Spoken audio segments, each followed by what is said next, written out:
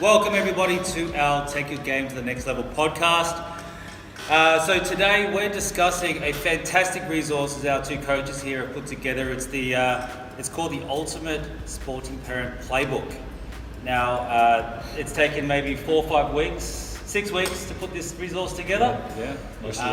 Yeah. These coaches have done a fantastic job. It's got everything you need as a parent to help your young athlete be successful and achieve great results. So firstly, I want to talk to you guys about the two authors here. We've got two of our head performance coaches. First one over here to our far left, my far left, is Alex Rook. Tell us a bit about yourself, mate, and your experience. So I'm pretty new to ACE. I guess I've been working in professional sport for the last 5 years now.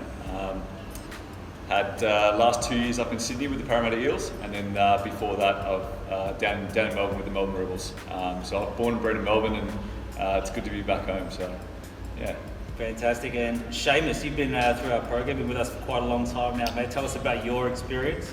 Yeah, so been with those fair while. Started my internship 2017, end of it, and became a coach after that, and just steadily worked my way through, and now hoping to run things once we get back up and going. But had other PT and SC jobs just a little bit outside of that, so it's been all good. Great. Hey guys, just so you know, we've had, as a company, and this is ACE Performance, we've been specialising in youth high performance now for the past 20 years. And one of the biggest parts of our program is our ability to be able to bridge the gap between professional and Olympic level sporting performance programs, and now introducing it into our company in the private sector, which our mature athletes get to benefit from, but also our youth athletes get to benefit from on a day-to-day basis. Now we've coached essentially thousands of youth athletes across multiple sports and age groups, and been able to deliver fantastic results across the board. And this book is really just to kind of dig deep into what you could be doing as a parent to best assist your child in their sporting endeavours, but also to talk a bit more deeply into what sports performance training is for youth, and what that looks like and how it can be rolled out for your young athlete as well. Now, this is obviously a topic, it's interesting, there's a lot of negative perception around sports performance training, youth development, and then there's obviously quite a lot of positives. Now, I just want to open it up really quickly and just talk about some of the negative stigmas out there at the moment. Start off with you, Alex. And let's just say, go back to the basics of, I suppose, of some of these myths. Does this stunt growth, or is this going to damage my young athlete? Yeah. As we've all heard, weights stunts growth, and there's a lot of myths out there at the moment, and at the moment and previously. Outlined in this book, we've kind of busted a few of those myths, you could say, and we've kind of outlined the science behind it all, just to give you as parents kind of a bit more education around the fads and around the misinformation out there. So we're just trying to provide as much information as possible through this playbook, and hopefully we've done that. Right. And let's talk about the opportunity, because there is an insane opportunity here for kids or youth or teens that embark on a sports performance training program early, right? Seamus, talk to us about the opportunity you have there. Yeah, so obviously, as a kid, there's a huge amount of growth, and you can add on top of that growth. What we do is make sure that we're capitalising on that. So whether it's before puberty, there's a bunch of times where your kid can improve their speed really well, and then after puberty, all the hormones, it's slightly different between boys and girls, obviously, but there is debate around certain aspects of performance, but overall, if you're doing something to try and improve their performance, then because of all the growth that's just happening naturally in their body, there's going to be some benefit.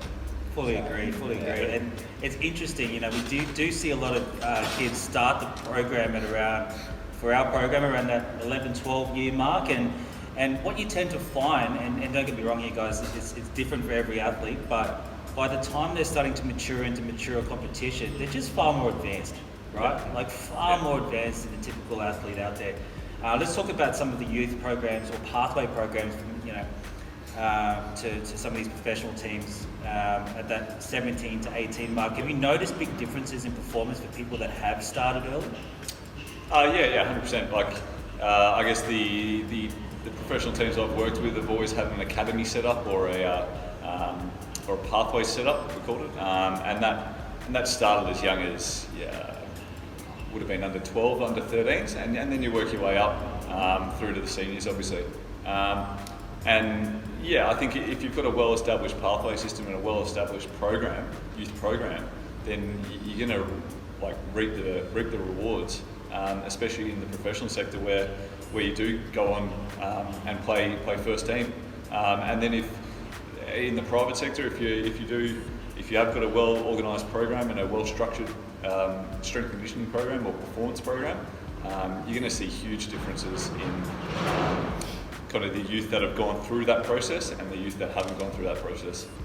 I agree. And guys, so look, there are quite a lot of negatives about what we do, and I can assure you that there is a lot of science put into what we do, and we've refined our training methodology over the years to make sure that we're doing it in a safe and effective manner.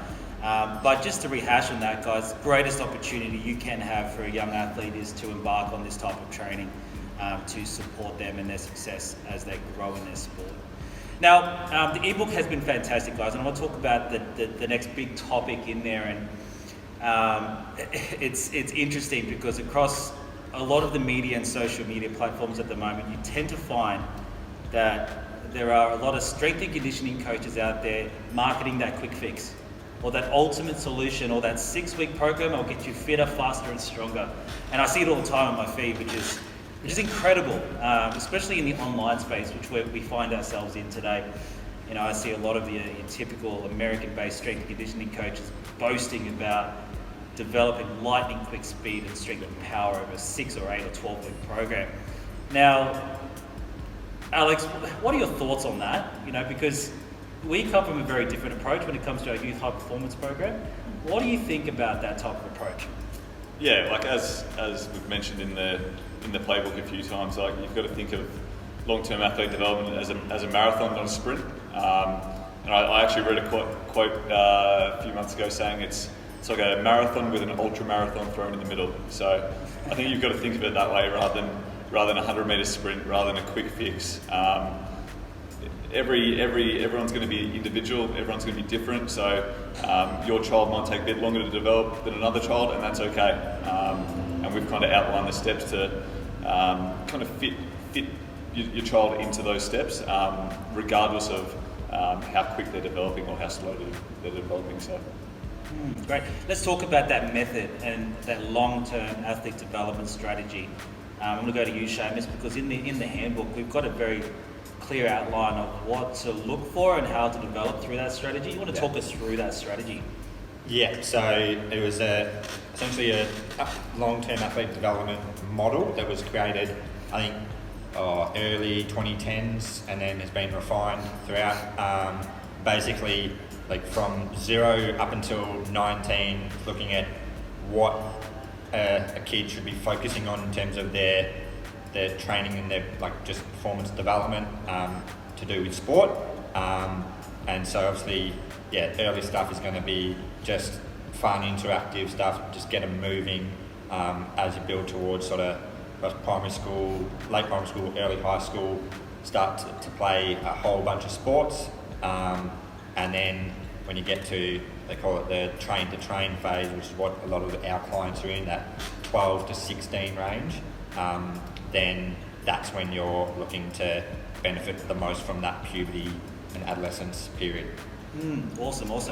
It's an interesting model, and obviously left a lot of interpretation on what should be done at when and where. Let's just talk about LTAD for ACE at the moment. How individualized is it? Yeah, well, we individualise it based on the athlete. We do have a sort of general youth progression, which we'll probably go into more detail later, but we always try to cater our feedback to the athlete. So it might be doing a similar program to another kid who might be doing a different sport, but what we see and what we tell them to do might be completely different. So yeah, that's the main thing that sticks out for us. Fantastic. And we talk about being long term. Just what are the benefits of doing it properly and safely over the long term, Alex? Yeah, I think if you've got a generic program that you give to a 12-year-old, and then you've got a generic program that you give to a 17-year-old, and expect the same results, you're probably going to be deluding yourself a bit there. But so yeah, I think the long-term results with a well-planned and structured long-term athlete development program, ranging from whatever it may be, 10 years old to 18 years old, the results you're going to get at an 18-year-old level or a 19-year-old level, you're going to get an athlete who is prepared to step into that professional or semi-professional area of sport, and if they haven't gone through that process, or if they haven't gone through elements of that process, then and they do have aspirations to kind of go further with their sporting career, then they're going to be behind the eight ball. So I agree, definitely.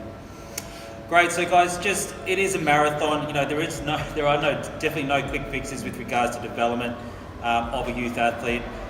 Just making sure that you're doing it in a very smart and effective manner, and that's why you need to put the science back. We'll talk about this a lot, back into the training. There is a lot of proven science-backed methods to developing an athlete, and which we accommodate here at Ace Performance.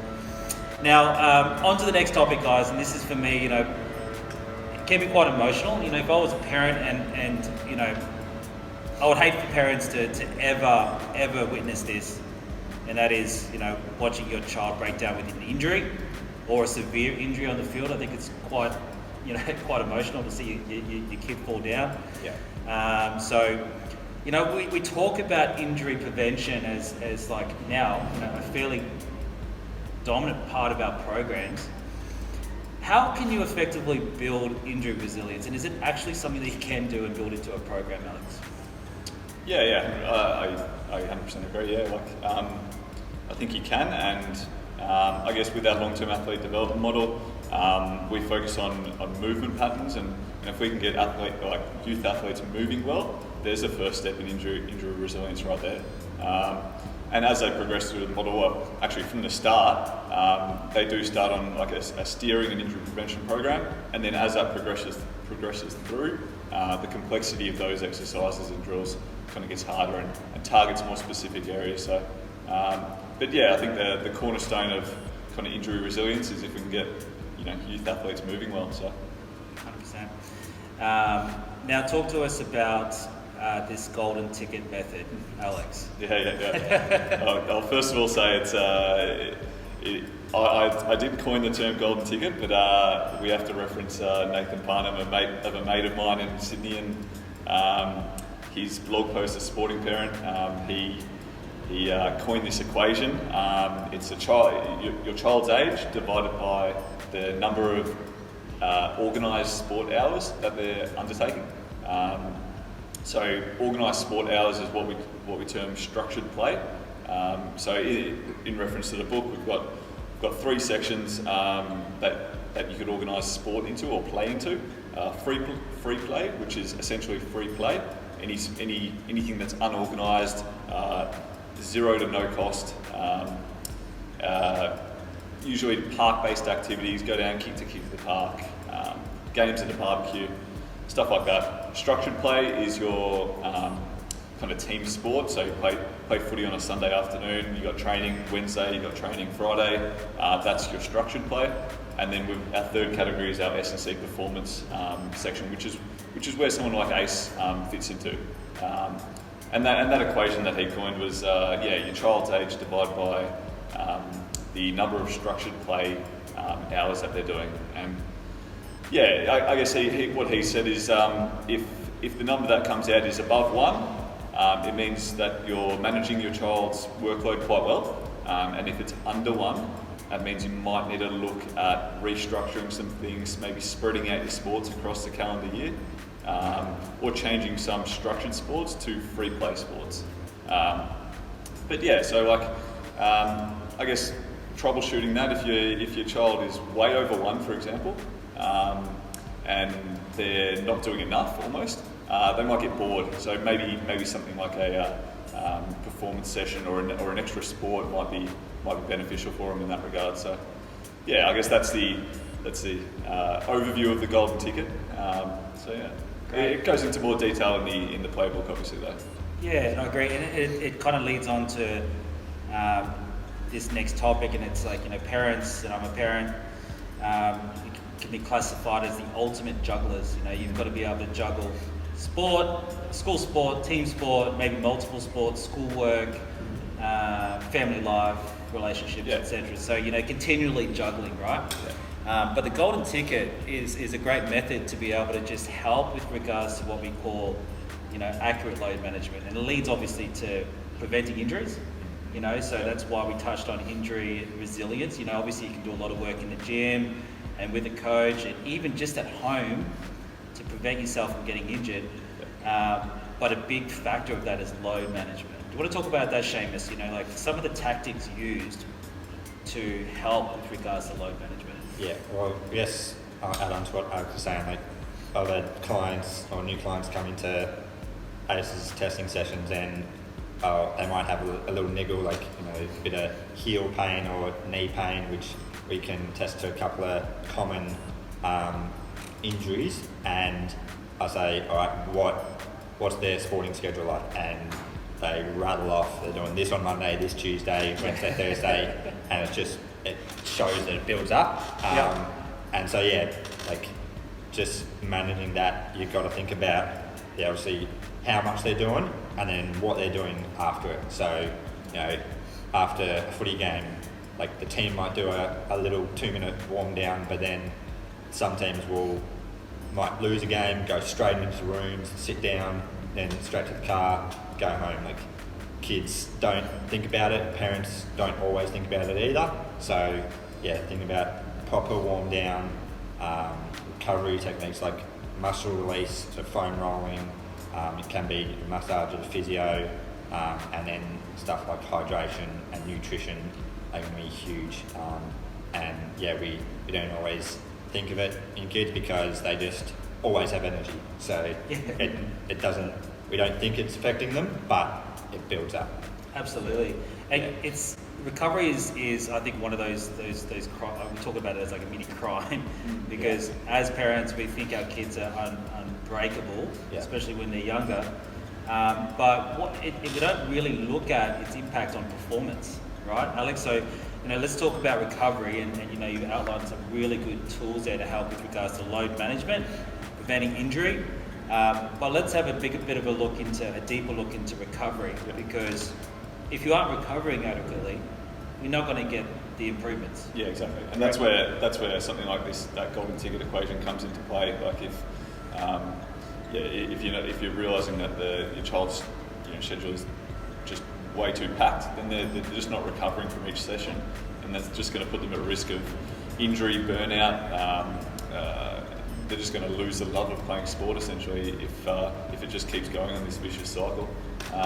So I think recovery is a big point, big aspect there, and it starts with that load management. In terms of other recovery modalities, like you've got to look at our nutrition. Nutrition's key as well. Like kids, as you know, Tony, kids know what's bad for them, what's good for them. They know Macca's is not good for them. They know KFC is not good for them. Doesn't stop them though from asking for it after a game. I tell you that right now. You've got to, I think as parents, and me not being a parent, but I think as parents you've got to kind of lead the way in terms of nutrition with your kids, because like I said, they know what's good for them, they know what's bad for them. They've got a semi-grounding of an idea, and you've just got to kind of reinforce that through good habits. And other than that, Seamus touched on a few of the other ones. Like we've got warm downs, warm ups. Warm ups are key. Warm downs are really good as well. And then there's another benefit to them. What Seamus didn't mention was the social aspect of a warm down as well. Like I think at the end of a footy game, if you're all in a circle stretching, you can all actually clock off from the game and actually just have a chat. Like have a chat what you're going to do after the game, what you're going to do tomorrow. So I think that's a really important aspect of it as well. And then I think lastly we touched on something, sleep in the book. We touched on that pretty heavily. And yeah, I think sleep is, in my opinion, it's probably the cheapest and best recovery strategy you could use. Most underrated recovery strategy. Like I'm sure you've probably seen all these different types of gadgets you can buy and tech you can buy to help recovery. But when you break it down, like sleep is the easiest and cheapest and arguably the best recovery strategy you can do. So. Fully agree. Guys, so in the book, it's a great resource, but if you, as a parent, if you don't build in some type of recovery protocols into your child's working week, what I mean by that, sporting week, sorry, you do kind of open up the, I suppose, a bit of risk there with regards to it's firstly results, and then making sure they're looking after their bodies properly so we don't increase the risk of injury. Okay, and I think that's really important to focus on. Now, recovery is such a big topic. We have a lot of resources in the book to kind of help every one of you tick off a few items that you can control and you can put into your working week. So fantastic work on the recovery protocol, guys. We're going to delve into sports performance training now, and in the book we kind of outline the ACE method of youth high performance training. Now, what I tend to find, and this is maybe our biggest competitor in the industry, you've got maybe young youth and teens starting to embark on what we call a strength and conditioning program. And what you'll find is that most parents get lost in the noise of the fitness industry.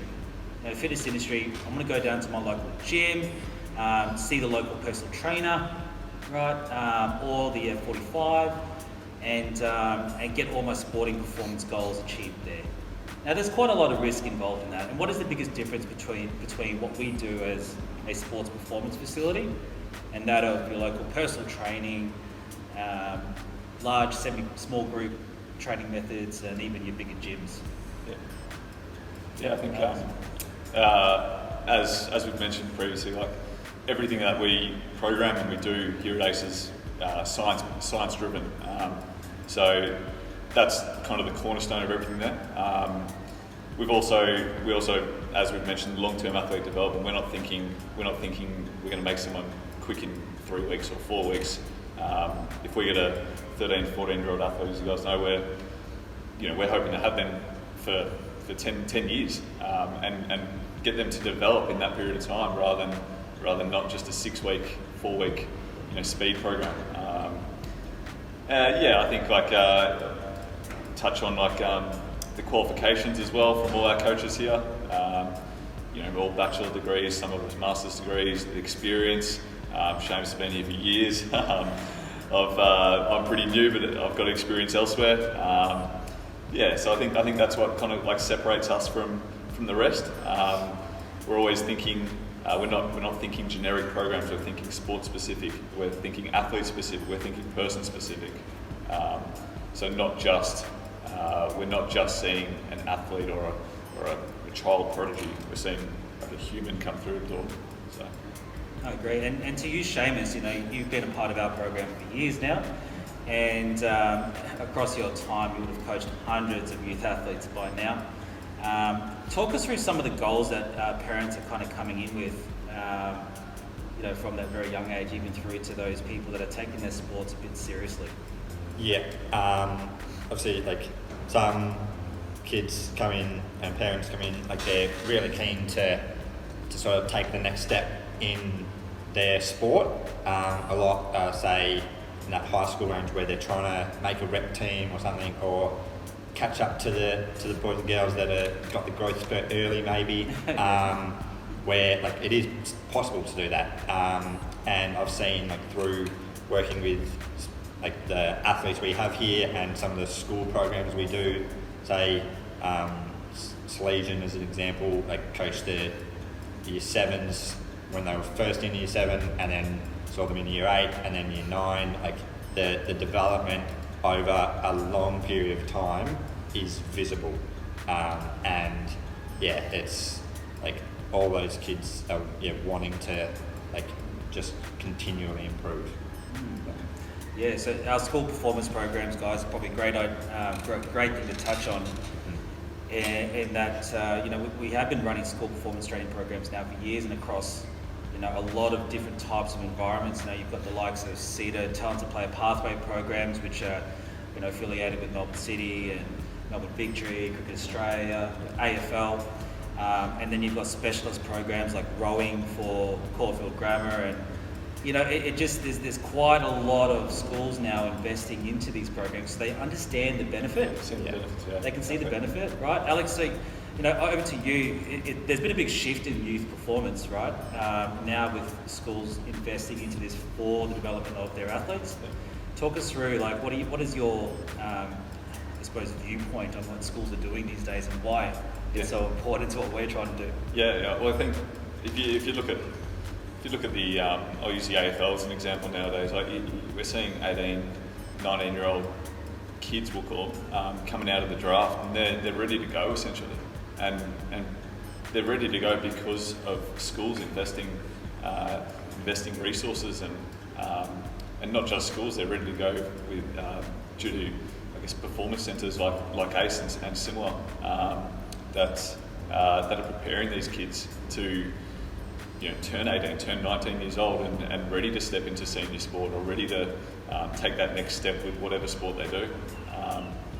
I think it's showing, and I think schools are realising that, and I think the general public's realising that at the moment as well. That it's not just for the elite. It's for the aspiring elite, we can call it as well, and the general public. So I agree. It's interesting, when we look at our youth program, and we've been doing these programs obviously for years now. Maybe the best way to put it is, at school, athletes get graded, right? So they do testing, they get assessed by the teacher, they get given a report card. I love looking at my children's report card. I can see exactly what's going on. But the importance of that method for teachers is to firstly analyse where they are right now, benchmark them, and then obviously work on an action plan to help them improve, right? And at ACE Performance, we kind of do something very similar with regards to how we probably do the same thing when you think about it, how we bring on our youth athletes and how we develop them. Okay, so let's just have a chat about, and we're going to talk about, each component of our program, right? And what we should be doing in their strength and conditioning program. But it all starts from those baseline measures, right? Seamus, you've probably done hundreds of testings and assessments of young youth athletes. A few now. Talk us through the protocols that we go through, and why is it so important to tick off all these boxes? Yeah, definitely. So when a parent and kid come in to us, we take them through movement assessment. So going through functional movement stuff, that's like squat, lunge, how they land, and then we go through the performance side of things. So looking at how fast they are, 20-metre sprint, their agility, and then power as well. So a vertical jump and a med ball overhead throw, which is looking upper and lower body. We have those results from their first testing, and then every testing after that, we can see how they're progressing. And not only in numbers as well, we have videos as well. So especially the biggest one is the 20-metre sprint.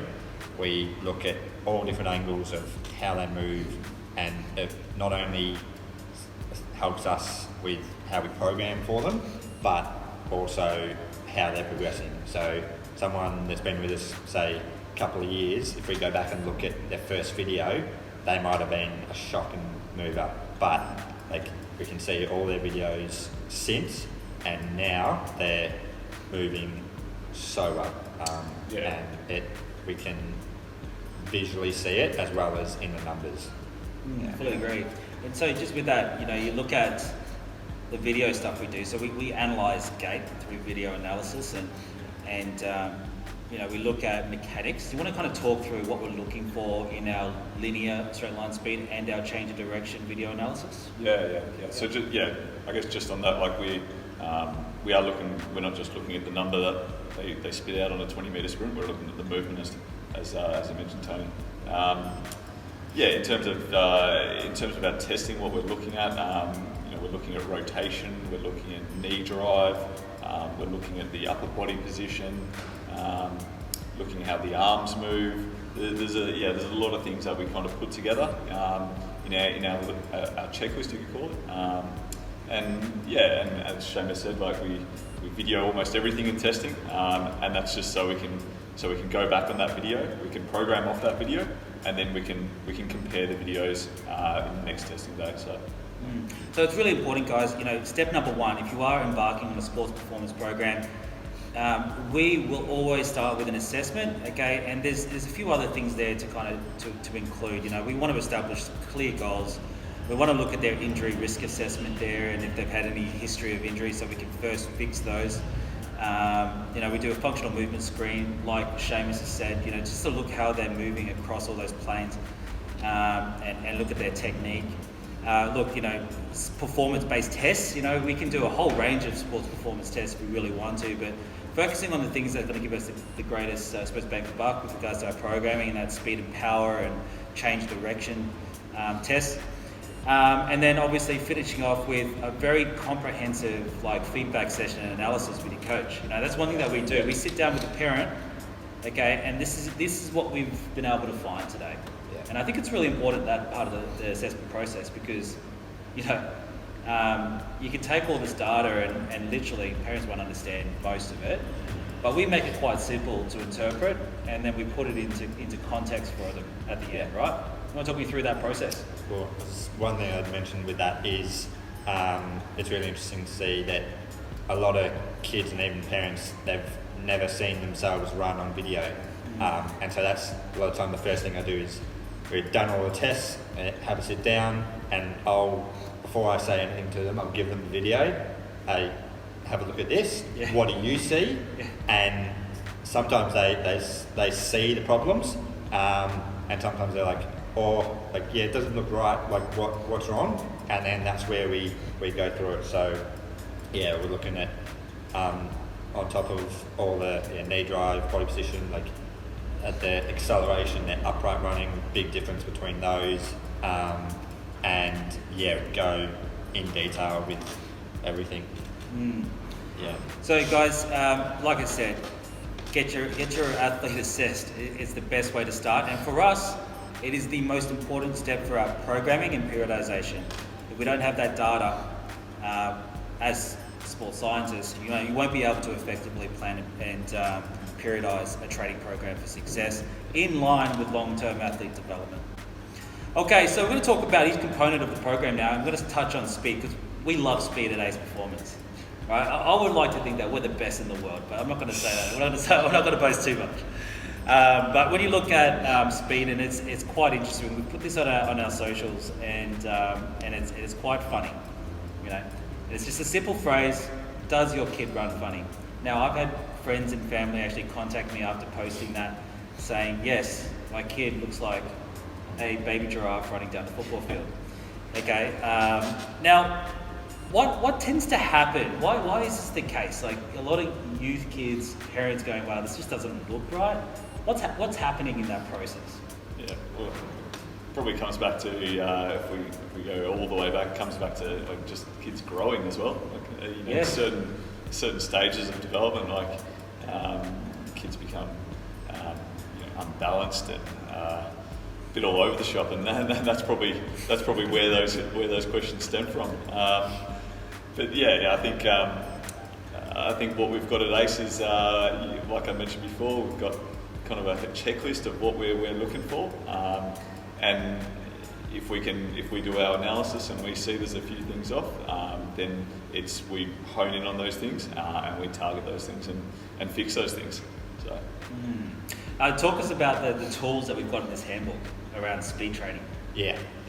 So what we do is very technique driven, obviously. So a sporting coach, his team might be really slow and thinks, I've got to get them quicker. So he makes them just do sprint after sprint. That's not what we do. We break it down. So we think about the technique through all phases, and obviously with youth, we start with the basics, the fundamentals. So looking at, the most important stuff to us first off is knee drive, foot position, where they're landing, and like the upper body position. So if we can get those right in just some basic drills and where there's nothing else going on, they don't have to worry about anything else. And then over, like, it's not just a couple of weeks, over a decent period, we slowly start to see that transition and transfer into their sprint. And then from there, we can then progress to other things to make that sprint even better. I agree. Yeah. It's funny, like, I think parents out there may think that my child's just not genetically gifted, okay, or you can't get him any fast. He's just built that way. What are your thoughts on that, Alex? Because it's real. Like, I actually think that one of my children is just, unfortunately, is just going to be slow forever. That's because he hasn't been coached by us. Hasn't probably done this program properly. But the other one is just an absolute natural, and you can see it. Like, you can see the difference between the two as they run. What are your thoughts on this whole genetics concept? Yeah. Because it does play a big part, obviously, but not necessarily. Yeah, not necessarily. Yeah, like, as Seamus mentioned, like, we start off with, I guess, more basic introductory drills, and the reason we do them is to instill that high knee drive or that foot position, those simple actions. And if we do them, so many times, like on repetition, then they'll just become natural to the athlete. So an athlete will come in with low knee drive, for example. We use that as an example. And if we do a high knee march, for example, for twice a week for 6 weeks, we'll say 6 weeks anyway, then that behaviour is going to be instilled in them, and it'll just become natural part of their running, I guess. So I kind of relate speed training to a golf swing, right? So a golf swing is quite technical and often needs a bit of coaching support to be able to identify where your flaws are and to improve technique. But just like a golfer, they have to practice that technique on repetition hundreds and thousands of times for it to, what we call, sink in subconsciously, and that it literally translates to game performance. Now, speed training is exactly the same thing, and if you look at what we do with youth, even all the way through to, we've got Olympic sprinters for the country in the program, it's the process there doesn't really change, does it? It's exactly the same. We look at mechanics, we improve technique, we try to make it subconscious, and then we continually refine and improve that skill, even if it's just 1% here and there. Yeah, spot on, yeah. Okay, so speed training, guys. One of the things that ACE Performance loves in our program, it's a big part of our program, and for the parents out there, you don't have to be, genetics does play a part, but not necessarily. Okay, anybody can get faster. We've proven that in our test and retest results. And especially for youth, it may look like these kids have lost coordination because they've had a huge growth spurt, or maybe because they're inactive a fair bit, during the day, etc. So functionally, these days especially. These days, they're in front of the computers or on iPads. They may not be as active as most kids used to be back in the day, but these can all be fixed, right, with adequate coaching. Cool. Next part of speed, guys, is talking into agility.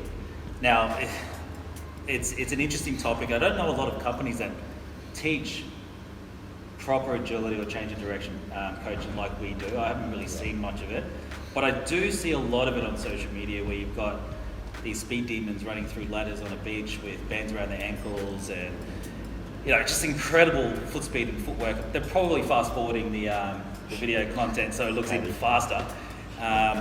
But there is a bit of science to this process. Would you agree? And what do we do? Firstly, let's talk about agility and change of direction, Seamus. What's the big difference between the two? Yeah, it's reaction. So, like, agility is the most commonly used one, but it's what happened in a game. So you're reacting to the ball going over your head, an opponent trying to run past you, whereas the movement behind it is how you change direction, and we do that through drills where they don't have to worry about any other stimulus to start. They can just refine their technique with how they turn in different ways, how they move sideways, backwards, forwards, and get that nailed first, and then we can start to make it the actual agility part. Yeah, so agility, it's interesting the way in which we approach it. Obviously, we start off with a very closed environment. We talk through technique around cutting and pivoting and accelerating and decelerating out of turns, which is really important. And I want to kind of put this onto you, Alex, because you've been in the professional sporting sector. And what I'm tending to see a lot now these days is the increased risk of injury with regards to poor change of direction mechanics for sporting athletes. And you see this a lot with ACL injuries, of people not being able to change direction adequately, slow down, decelerate is one of the big ones, right? And that's probably one of the biggest things that we teach here is how to 100%. Decelerate effectively and turn out and explode out. Talk to us about what's happening in the market at the moment. Yeah, well, I think as you touched on before, that's what you see on social media. You see people accelerating, you see top speed, you see people jumping high, but you don't see the opposite of that. You don't see the decelerating, you don't see the landing, you don't see the short steps into a change of direction. So I think, I think those little things that we start off in a closed environment and then open up to become more reactive and more game-like. I think those things need to be trained more, and that's what we do here. Because, like you said, like if we keep doing a ladder drill, and then your child goes out and plays footy and hurts himself either coming down from a mark or trying to evade someone, it's because they haven't trained that, and that's what we try and do here. We start off closed and then we make it more reactive, more unpredictable, just to try and mimic the game, and that's what we need to do as an industry. So. Yeah, and look, don't get me wrong, guys. When I talk about social media gurus around agility, a lot of those tools and a lot of that equipment has a place, has a purpose, especially in our program. But the way in which I suppose most of those guys are doing it is really incorrect. There's a time and exactly. There's a time and a place. Almost everything you see on social media, there's a time and a place for it. And obviously it's got to be applied the right way, like you said. Yeah. So. Talk us through the ebook, the Playbook. Seamus, and what have you outlined there in regards to agility? Yeah, so we've pretty much touched on it, but we go through a progression. So starting closed, make sure they know how to decelerate, how to cut, whether it's 45 degrees, 90 degrees, how to pivot. So like footy players, soccer players, basketballers are going to use that a lot. And then side shuffling, like tennis players along the baseline, they're always going to be doing that. And so all of our drills pretty much all of them can be applied to most sports, but then once they get their hands around that and get an understanding of that, then we progress to the more sport-specific stuff. So, a footy player might go backwards a bit, but not as much as a basketball player who's going to be side shuffling and going backwards to defend an opponent. So that's the next progression, and then from there, those drills can then be made open or reactive, and that's where we get the most transfer to their sport. So that's sort of our progression. Great. Yeah. So guys, great resource in the book for sporting parents. Obviously we've got a gait analysis for speed, just kind of like basic in the booklet, which will give you an insight of what you should be looking for. But the same thing when it comes to agility. So great resources, guys. Have a look at that. Now, the next one, and this is probably where there is a lot of built-up fear around this component of the training program. And, there's just a lot of bad media around this as well, and it's hard for youth. It's a stigma. It's hard for parents. It's hard for youth to jump into strength training and feel confident. Right? You've got the likes of bodybuilding.com. You've got your local gym PT giving you a 5-day split up body or lower body, and trying to make you a Ronnie Coleman or Arnold Schwarzenegger. These type of programs are quite damaging, and we see a lot of youth often start off at the local gym, and there's a big difference between what's taught there from a technique perspective and the clear understanding of what strength training should be about for sporting athletes. I'm going to go to you, Alex, because strength's one of your fortes. Yeah. Talk us through what is the biggest difference between what we do as sports scientists and what's out there at the moment for the fitness industry? Yeah. Well, yeah, as I touched on, most PTs will have I'm not saying most, but a lot of PTs will have a set program that like you mentioned, Tony, it might be a 5-day split upper lower body, and it's not relevant to the stage where your child's at, 2 their sport, and 3 what they should be doing essentially. So yeah, I think there is a lot of misinformation out there, and it's hard to sometimes filter through that misinformation. But I think what we do is we start off with the fundamental exercises, which is our 5 big rocks, and we centre our programs around those rocks, which carry throughout the process up until an adult. I think there's a lot of like I said, a lot of misinformation out there, and we try and filter that for you in the playbook. So yeah, and look, if you're looking back on the education of your coach as well, and we'll always touch on the expertise here, being either degree qualified or master's qualified, and then you've got your certificate 3 and 4 in personal training. There's quite a lot of variances in I would say, what's on paper, your skill level, and in the gym here, when you look at technique, and technique being the number one most important thing to get right, especially for kids, it's best to teach them first off with a professional, I believe, a sports science professional, on the right way to lift, the right way to do strength training, so that you can set them up for a long career in sport, but even past that, just a safe and effective way of training for the rest of their lives. Yeah. Okay. That's those 5 rocks I kind of touched on there. You got squat, lunge, hinge, push, pull. They're identified in greater detail in the book, in the playbook. Sorry. And yeah, like you said, if we can really nail those 5 movements, that's going to carry them through, not just at ACE and not just their sporting life, but yeah, in life in general. So. Seamus, talk to us about long-term athlete development strategy and strength training, because I think it's important for parents to understand. And when is it ever too young to start doing strength training? Yeah, so in terms of that LTAD model we went through, looking at more, ideally 11 or 12 is probably the earliest you want to be doing, especially anything with sort of weights.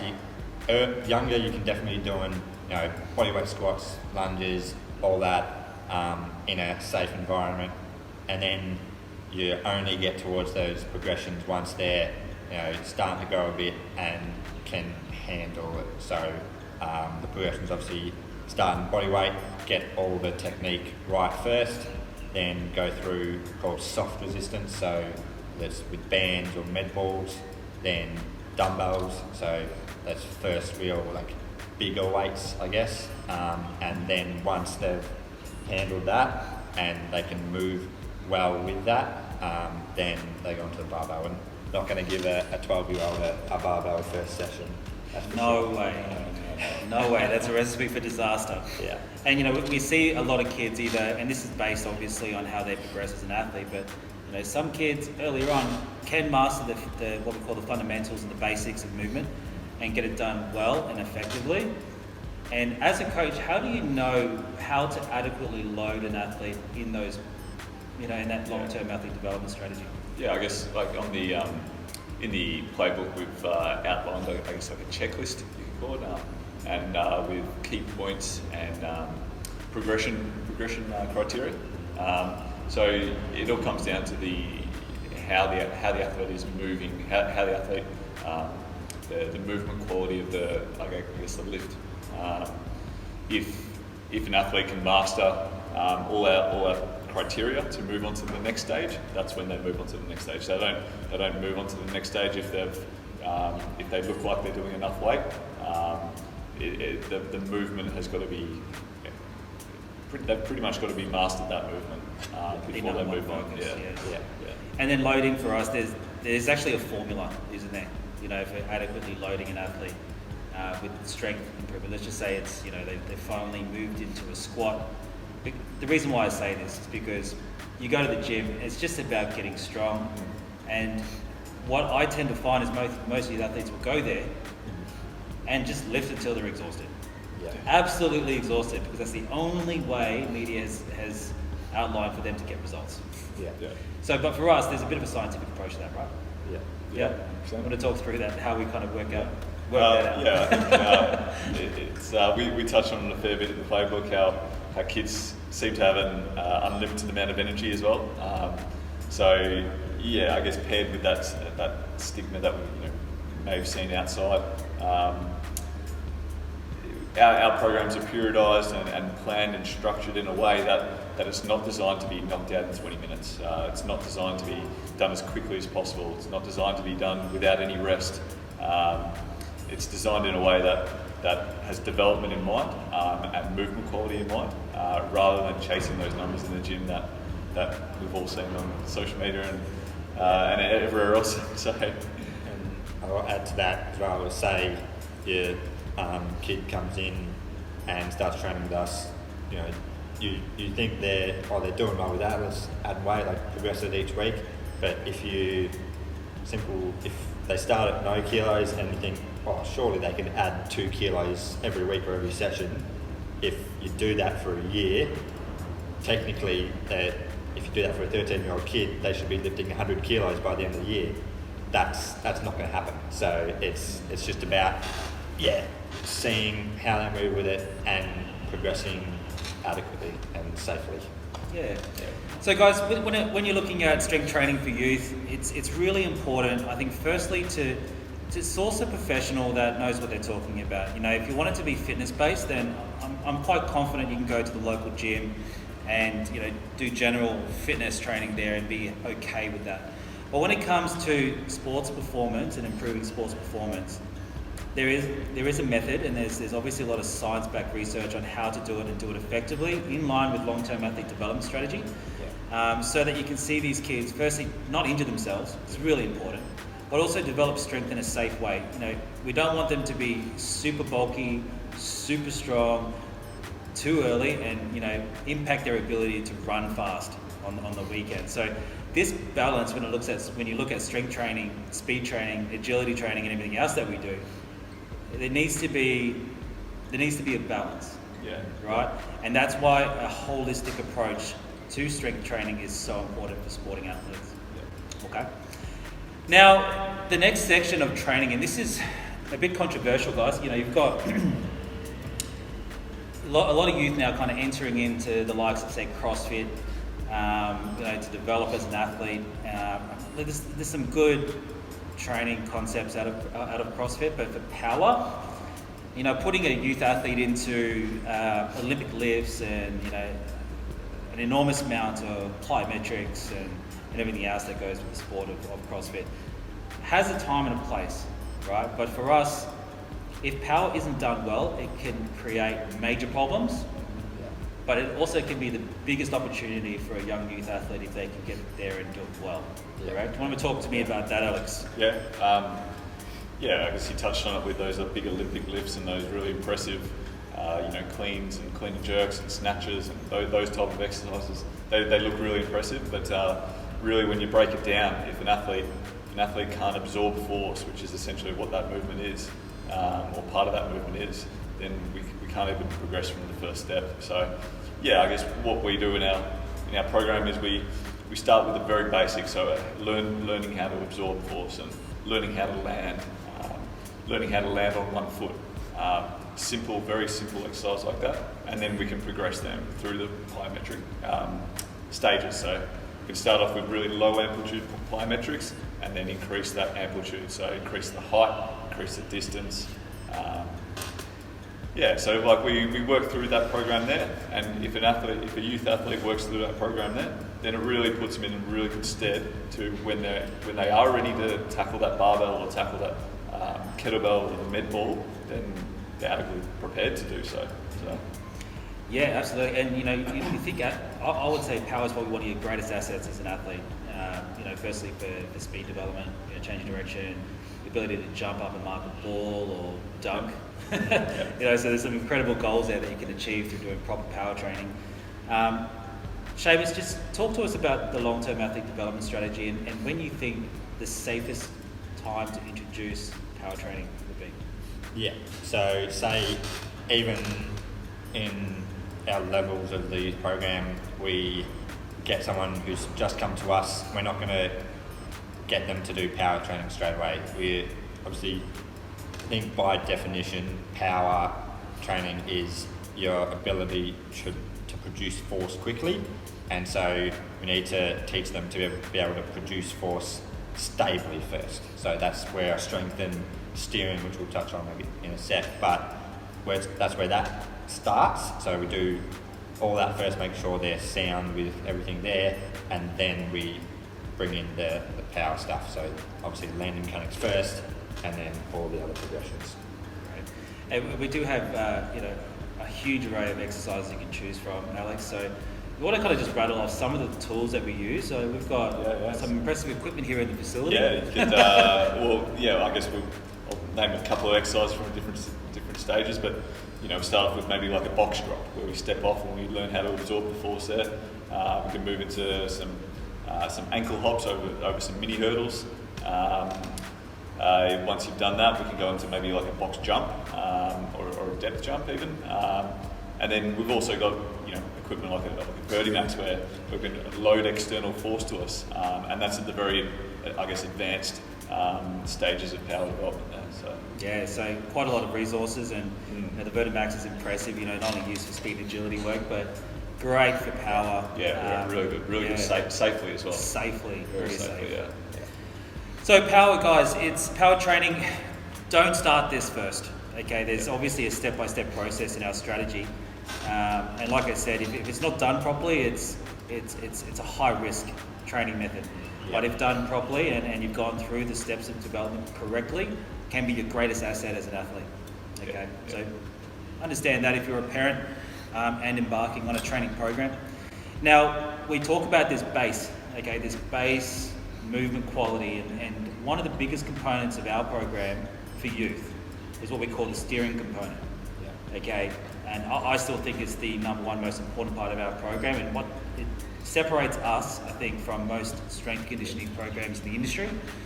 Seamus, talk to us about the science behind steering and why it's so important. Yeah, so one of the first things I learned when I came to ACE and started the internship was about the steering stuff, and I don't know who came up with the phrase, but essentially it was, if you have a Ferrari without a steering wheel, you're not going to go anywhere, or you're not going to be able to turn when on the first corner. So that's essentially the basis behind it. We have all our big power and strength muscles, so big thigh muscles and stuff, but no one thinks, or not everyone thinks about the stabilising muscles. So all the little muscles that, if they get injured, they are going to affect you. So we want to make sure they're strong enough to be able to support our big muscles when we're doing complex things. Like running is a complex activity, and there's a whole lot of muscles that go into it. So it's more than just your quads and your hammies and your glutes for running. Definitely. And muscles you don't use. All those muscles you don't use. And there's some interesting concepts in our steering program. You're looking at balance training, proprioception, control stability training. Now, some of that stuff might be foreign to you as an athlete, but it's so important. Talk to us, Alex, about some of the tools in the booklet, I suppose, and then some exercises that we do in our standard programs that help with regards to that steering concept for our athletes. Yeah, we mentioned a few of the areas that we look at in our steering component. We've got simple exercises from like a left to right cone hop. You can progress that by doing it on one leg, and then that's really testing out your balance, I guess. We can once they've progressed through the stages of our steering program, we can progress to weight-based exercises, balance, proprioception exercises, weight-based. We look at core exercises as well, rotational exercises, anti-rotational exercises, bracing exercises. there's a whole range, and we outline it in further detail in the playbook. But yeah, we try and cover all bases, and there's a method behind the madness of the progressions, as you'd say. Yeah, and it's interesting when we talk about that Ferrari concept. It's I think most strength and conditioning coaches are very good at making people stronger and potentially more powerful, but the body needs to also consider those other supplementary muscles and movement patterns to make sure that they're really effective. And that's where steering comes into play. We can build you super fast, we can make you super strong and powerful, but you'll break down if you don't focus on the other stuff, which is so important. LTAD model, and we're going to just touch on that one more time for you, Seamus. Steering is essentially built into the whole program, right? Yeah. We're pretty much always doing some sort of steering, just as an extra layer on top of everything else, so learning the strength. The progressions, Alex talked about the few of the different exercises, but essentially we want to start static, so not moving, and similar to the agility, I guess, where I don't have to worry about anything else, just the singular thing that they're doing, and then we progress into more dynamic movements, and we'll go like static, harder static exercises plus a bit of dynamic, and then the even more dynamic and weighted exercises. Yeah, just that steady progression. Great. So guys, maybe a different topic you've never heard of before, and that's steering. So important to the safe development of a youth athlete. And a lot of these exercises are in the ebook, so if you want to be able to look at what we do in that part of our programs, then like I said, great resources by the coaches here to put that together for us. Now, Alex put together just recently our conditioning program for ACE Performance, and it's quite brutal. Yeah, I've been testing it out one day a week. It's slowly killing me. So, conditioning, it's an interesting concept, guys. It's, you often get a lot of that when you're playing sport anyway. And as you started to get a bit more serious with this sport, you start to do things like major off-season and pre-season training campaigns, and trying to tie that into everything we've just mentioned before, strength training, cardio training, speed training. It can be complex. Yeah. And I think only just recently, I think you were talking about an athlete you had last night. We won't name that athlete, a prime example of why you need to program for conditioning, right? And just understand the differences so that it does apply, and then you're going to get the benefits. Yeah. Talk us through maybe last night's story actually, and then we can talk about conditioning in general. Yeah, I guess one of our athletes had been keeping pretty active over COVID, and unfortunately for him, it was he hadn't been doing programs that we run at ACE, more just continuous, 3-4K runs type thing, and nothing too high intensity. And then midway through the program, he was finding it pretty difficult. We'll leave it at that. He was finding it very difficult actually. So as Tony mentioned, the conditioning, we need to think of it as sport specific and how we're going to improve. We're not just going to improve by doing a 4K run, twice a week for 16 weeks in a row. We're not going to get any better doing that. So we've got to think of how, based on all science and based on a periodised approach to it all, how we can kind of make it as sport specific as possible, rather than just that long, continuous grinding, low intensity efforts. So there's a place and time for that stuff, but I think with the ebook, and you kind of outline the difference there really well, is you really need to have a good solid program to support what you're doing outside of here or outside of sports to be able to get fitter. And probably one of the best people to talk to about that is Seamus, because he's just built for running. He's a running freak. Don't know about that. Talk to us about your experience with regards to conditioning and sport. Okay, what you're currently doing with regards to your conditioning yourself. Tried to sort of mix it up myself, just because I'm just a cricketer these days, so we do just a short little sprint and then that's us done for a good 5 minutes or so in the field. And that plays into exactly the sports physics side of things. So a cricketer, like they do need an aerobic base, like a good cardio base to be able to play in the field all day. But in terms of their like higher intensity stuff, they're going to be doing a lot less high intensity work than say a footy player. So you look at stuff like obviously continuous runs are big and really good for building that base, but then the intervals, fartleks, high speed efforts, repeat speed, like that's some of the stuff we incorporate where we're doing different intensities, obviously with different amounts of rest, and we're able to tailor it more to the sport. I do a few of them myself. They're tough, but you're better off for it. Right. So you guys, we've discussed the process of planning and periodization, and coaches here spend a lot of time on planning and periodizing for their athletes.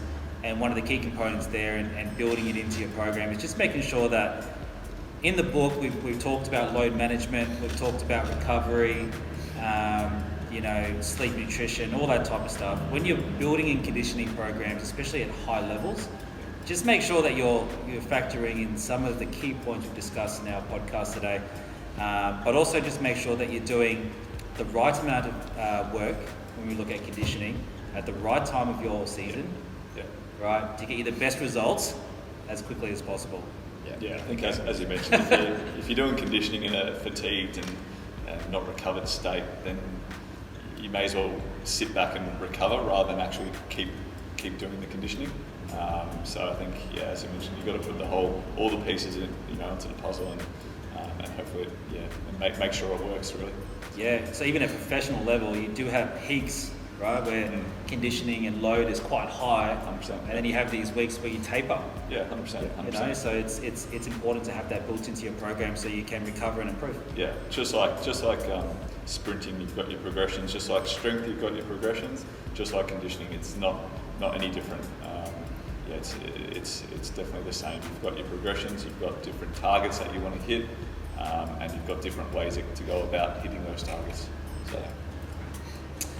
Thanks, guys. Now, look, this book, to finalise this podcast, and maybe I think the best part of the book that you guys have put together is the toolkit, right, and the resources that we built into the back end of the booklet. Yep. Now, talk to us about what you guys have done here, because it's absolutely fantastic. And when you're looking at, that ultimate playbook we've discussed today, what can the parents take away from the book that's going to help them week to week, day to day? Yeah. So obviously I've covered everything we've got in there. So we've got a questionnaire, a fluid chart, a trigger point chart, and a flexibility program, as well as say warm-ups, like an example warm-up that we use, and a couple other things, say warm downs, and so the questionnaire is more of a wellness questionnaire that we use for all our athletes, looking at, obviously, on the day might be, it's 1 to 5 scale, there might be 5 for everything. Next day, there might be 4, then 3, then 2, and it's more about seeing the trends there. So if they drop down to 2 on one day, but then they're back up to 4 for everything the next day, that's all right. I just want to make sure that if they're down, like low scores for everything for a significant period, like what's going on and what can we do, as well as if they come in to a session and say, I had a 1 for sleep, like that means they won't have recovered properly like we talked about before, and so we can adjust the session based off that. And it's a good thing for the parents to obviously track as well. Like if you want to be really serious, serious, I don't know a lot of parents that do this, but if you had a questionnaire, it would probably help you as a parent understand how you're tracking with regards to load management, things like that. Like it leads to a conversation as well. So like it just makes a parent aware of I guess certain things that they may not be aware of. And so we've got the golden ticket method there as a resource, obviously, to support that. Of course. So you've got that there. But let's just quickly touch on the pre-training and post-training protocols. Because I think out of all of your resources, that may be one of the biggest tools you can have as a parent. Yeah. There's a lot of sports coaches, unfortunately, just don't know how to do that maybe as effective as what we know how to, as we do. Yeah. Sorry. So this tool, talk us through this tool. Yeah, so as Shane mentioned, we've got there's a warm-up outline there. We've got trigger point foam rolling charts of areas that you should be hitting. You can either, like Tony mentioned, you can either do that pre or post training. We've got the mobility and flexibility session as well. All videos outlining of the program, sets, reps. I think having these programs there, it's gonna be so easy for you to just pretty much give it to your child, or even do it with your child. And then it's all laid out there for you as well, so you can't really go wrong with it. No, guys, we've got you covered when it comes to being a sporting parent now in 2020, with everything that we could put into the book to best assist you and to help you as a parent. So look, guys, that kind of concludes our podcast today, and look, hopefully you guys have got a bit out of today, and our key focus as we start to move forward past 2020 into 2021 is just to help as many parents and athletes as we physically can. And as a company, we've been doing that for many years now. And this book, a credit to the two coaches here, is a fantastic resource that you need to have a look at. And for support, please reach out to us. Reach out to our coaches. If you have any queries or questions about how we program, how we best assist our youth athletes, then contact us. info@aceperformance.com.au. You've got Alex and Seamus, and obviously me, Anthony, the director of Ace Performance. So thank you, guys. Great to chat to you all, and all the best with regards to your physical training.